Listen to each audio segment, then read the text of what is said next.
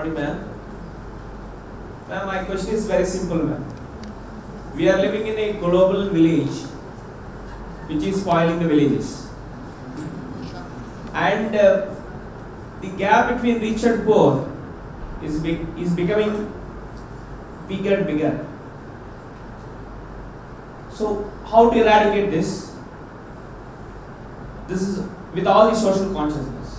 Like in our college, we are implementing a program called Alana, just as ma'am said. Each student should undergo a mandatory one semester course wherein every student should go to the villages and find out, and yes, you said localizing pedagogies. But how to eradicate this social consciousness when in a globalized scenario, even social sciences has no role to play in the curriculum. Some of the colleges are just, they are binding all the departments like political science, economics, history, social, all the sciences are getting binded. But how to create social consciousness? Yeah, this first part of your question I think is a very large one which I think many people have pondered over, so I don't have a blueprint for that. But I think if you're looking at education, but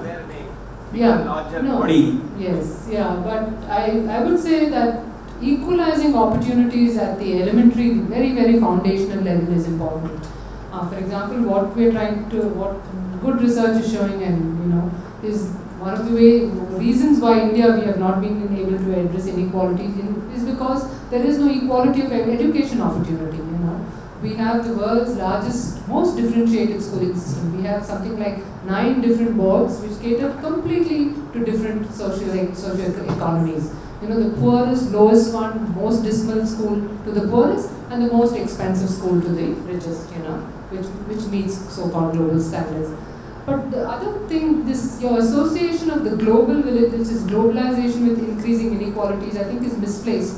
Because I think this is what many people say, oh, it's because of globalization. I think the structures of inequity are within us. They're already embedded. They are so much part of the foundational system in India, whether it's politics or our everyday lives, our social structure. That unless we look at that, to constantly say it's global economies, I think is very misplaced. And this is something I've been writing against, saying that unless we look at a more essential and elementary basis of why we are such a deeply hierarchical and iniquitous society, looking outside and now blaming only the so-called neoliberal economy. It's not to excuse the neoliberal economy, as you've said, what kind of priorities is it generating, etc. But I think we need to look closer home within ourselves and look at reordering ourselves. I would say that would be my response. And the second question, ma'am, all the colleges are closing their social sciences departments. Yeah, I think that is, we also need to protest, and in the occasions we've had, we've evaluated, I have at least evaluated 2 university systems, we've taken very strong stance. And I must say, what has been very heartening is that it has been not the social scientists, but the physical scientists who have actually taken up for the social sciences and humanities, and who said that has the foundation forms of knowledge systems we have, these are indispensable. You cannot have a good doctor or a good engineer come into a system without really being exposed to social, cultural issues. And I think that is where we need to do. What you said is right, because we see with privatization where it is complete marketization of education, and you have what are called educational entrepreneurs playing, becoming the stakeholders. There is this erosion of social sciences and humanities, and we must protest and object to it. The fact that the institutes that the government of India has put in, the Indian Institute of Science Education, ICER institutions, they also have very strong social sciences. For example, the new integrated bachelor's and master's degree in the IISc also has a strong social science humanities component along with a language component. So I think if the elite premier universities at least sustain this, the others need to follow. But I think the key would be in the marketplace where people are being interviewed for jobs. If they are also said, okay, you have a good degree in whatever, technology, computers, tell me what social science and humanities do you know? Do you know another language? What have you read?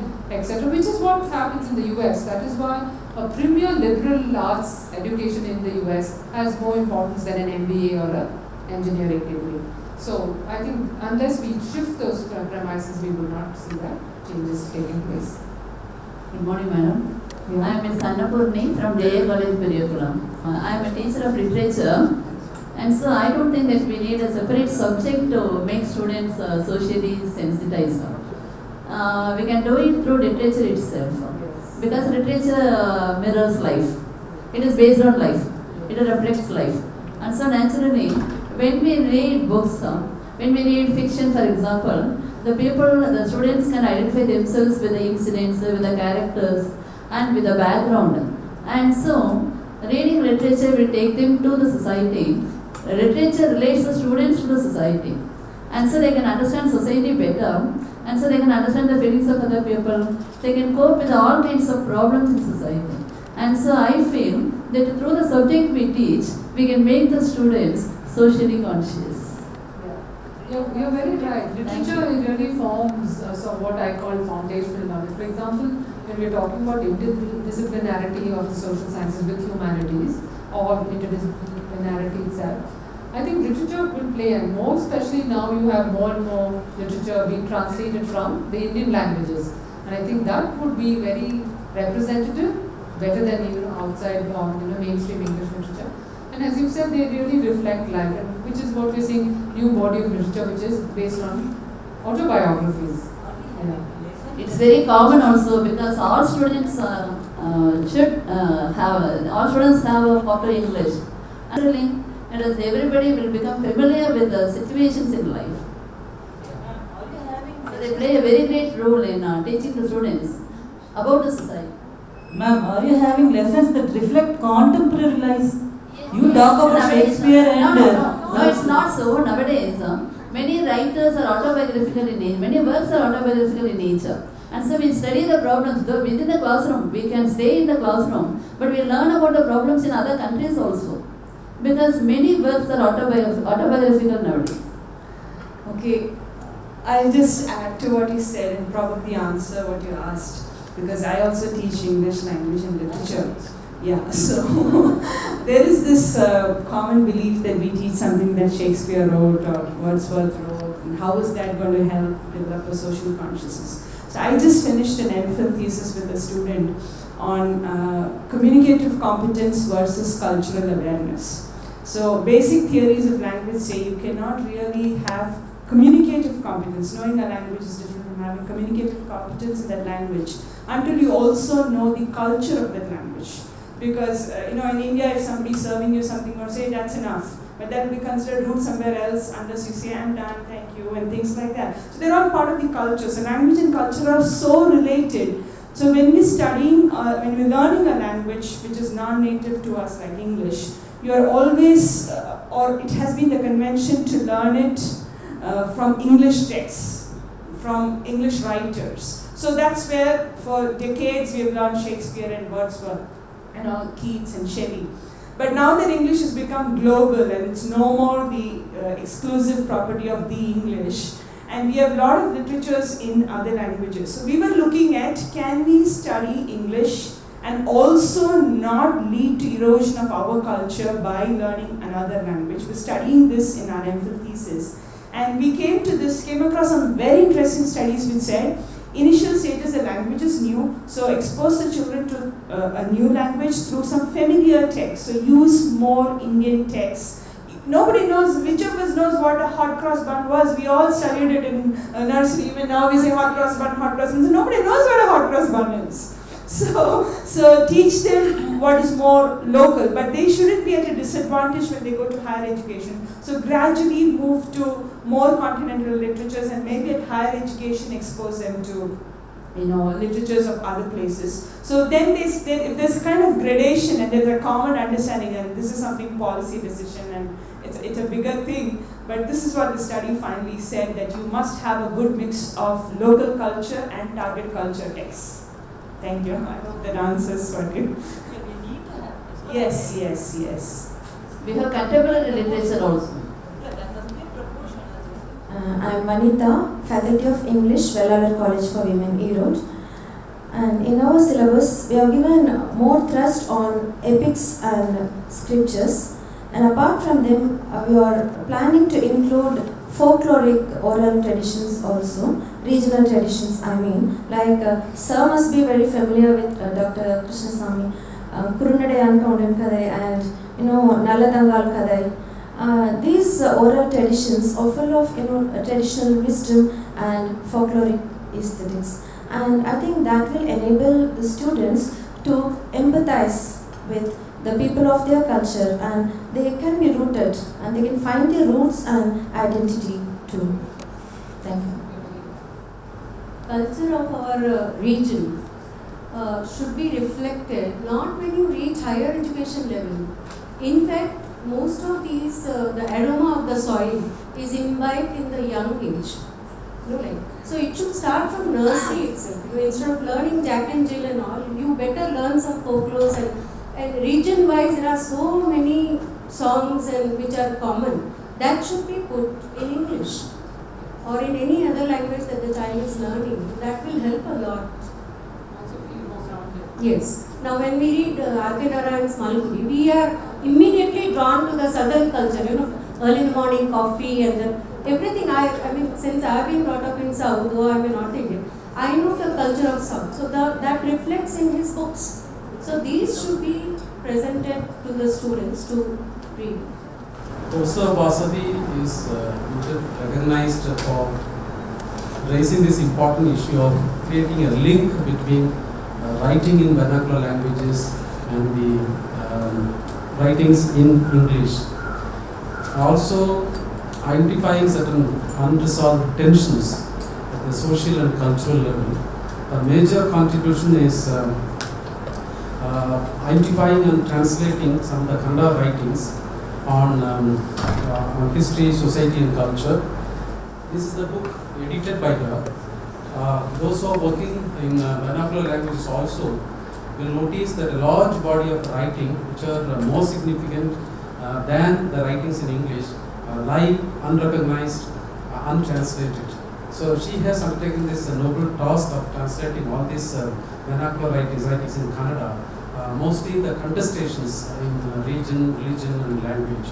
And this contains not only the popular, recognized bilingual writers like Nora Ananthamurthy, but also people like K.V. Subbanna, Raghunath Tarikare, who are as seminal thinkers as other thinkers, whose writings are not known to non-Kannada speakers. I have one important question to be put to Dr. Vasavi. It's okay, we fully understand your idea, your philosophy, the need to create the link between the Marxist thinking and then metropolitan thinking. But the ground reality is, with the entry of private players, the humanities and social sciences have been completely removed from the area of higher education.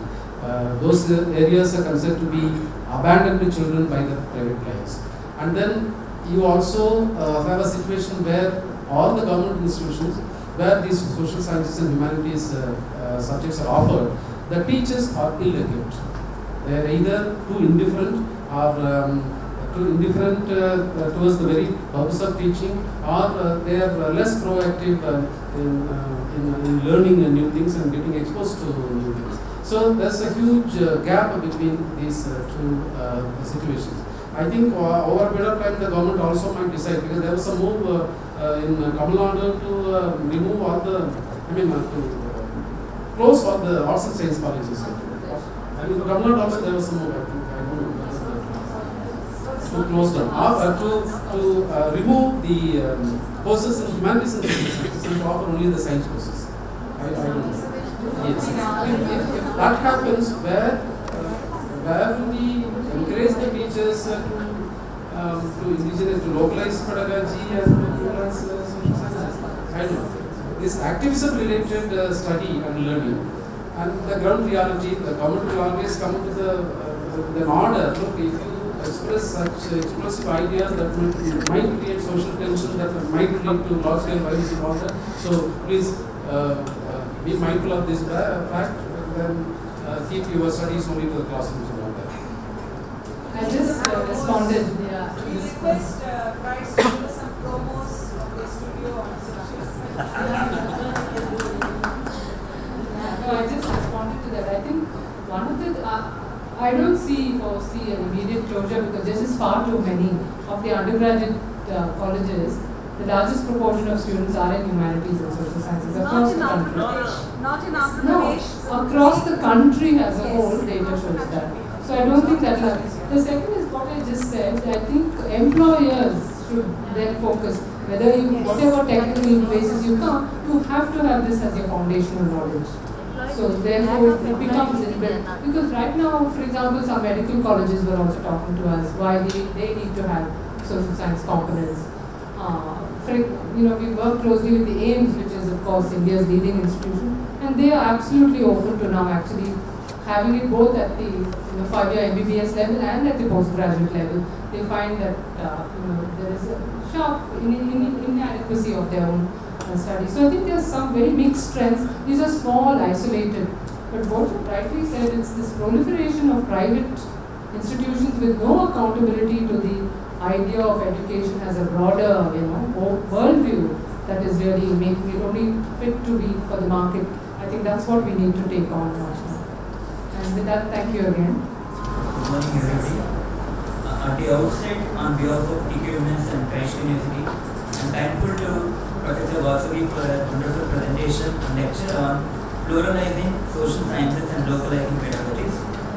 In the course of presentation, Professor Vasavi stressed on the absence of social intellectual in social sciences because it is derived knowledge from the West. So in this context, she calls for new social imaginary for social sciences, which should include pluralizing social sciences through various methodologies that include qualitative and also quantitative techniques, use of biographies and autobiographies, and collaborative work in social sciences.